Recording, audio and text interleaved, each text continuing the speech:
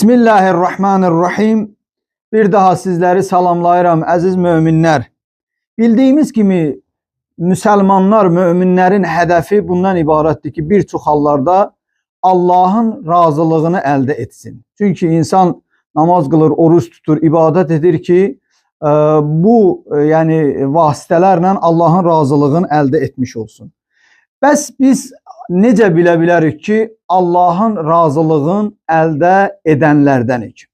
Hədislərə nəzər salsaq, Allah Rəsulu buyurur ki, əgər istəyirsinizsə, Allah sizdən nə qədər razıdır, o halda Allahın sizə göndərdiyi imtihan və təqdirlərinə razı olduğunuzu düşünün. Yəni Allah bizlərin nə qədər imtihan edər və ya bizim üçün öz təqdiratını ayırar, insan o şeylərə nə qədər razı olar, şükr edərsə və Allahdan razı qalarsa, o halda bilərik ki, Allah da bizdən razı olur. Və ya əxlaq kitablarına nəzər saldıqda, orada qeyd olunur ki, Allahın razılığını əldə etmək üçün iki əsas amil zəruridir.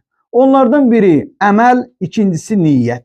Əgər bir insanın əməli kamil olarsa, düzgün, gözəl olarsa və niyyəti saf olarsa, əlbəttə o Allahın razılığını əldə edə bilər.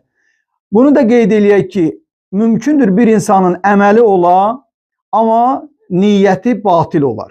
Bu halda o əməl vasitəsi ilə gedib Allaha yetişə bilməz. Mütləq şəkildə insan gərək ixlasla, qurbətən iləllah bütün əməlləri icra etmiş olsun. Allah an verə öz izzət-i cəlalına, Allah bizləri Allahın razılığını əldə edən bəndələrdən qərar versin.